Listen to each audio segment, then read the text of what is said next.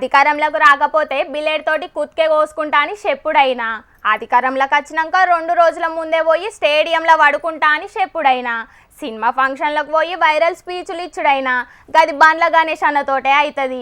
ఇక చెయ్యి పార్టీలో నాకు టికెట్ ఏం అవసరం లేనే లేదని చెప్పిన గణేష్ అన్న ఇప్పుడు ఎంపీగా పోటీ చేయనీకి అప్లై చేసుకున్నాడట. ఇక గట్లనే కారు పార్టీ ఎమ్మెల్యే మల్లన్న మీద కూడా గట్టిగానే గరమైండు. మరి గా ముచ్చటేందో పురగరుసుకొని రాపోండి. ఎంపీ ఎలక్షన్లు ముంగటున్నాయి కాబట్టి చెయ్యి పార్టీకి ఇప్పుడు మస్తుగా డిమాండ్ ఉన్నది. అటు కర్ణాటకలో ఇటు తెలంగాణలో చెయ్యి పార్టీకెంచి ఎంపీ టికెట్ కోసం చాలా మంది ఆశపడుతున్నారు. బండ్ల గణేష్ అన్న కూడా మల్కాజ్గిరికెంచి అప్లై చేసుకున్నాడు. మల్కాజ్గిరి పార్లమెంట్ అభ్యర్థిగా టికెట్ కోసం దరఖాస్తు చేయడం జరిగింది. నాకు మల్కాజ్గిరిలో చేయాలని అప్లికేషన్ పెట్టా. పెద్దలు ఆమోదించి అనుగ్రహించి నన్ను నమ్మి నాకు టికెట్ ఇస్తే ఘన విజయం సాధిస్తా. నాకు టికెట్ ఇస్తారని ఆశిస్తున్నా అంతే. అప్లై అయితే చేసుకున్నా, టికెట్ ఇస్తే పోటీ చేసి ఖచ్చితంగా గెలుతా అని మస్తు నమ్మికతోటే ఉన్నాడు బండ్లన్న. ఇక కారు పార్టీ ఎమ్మెల్యే మల్లన్న నోటికొచ్చినట్టు మాట్లాడుతున్నాడని మస్తుగా ఫైర్ అయిండు బండ్లన్న.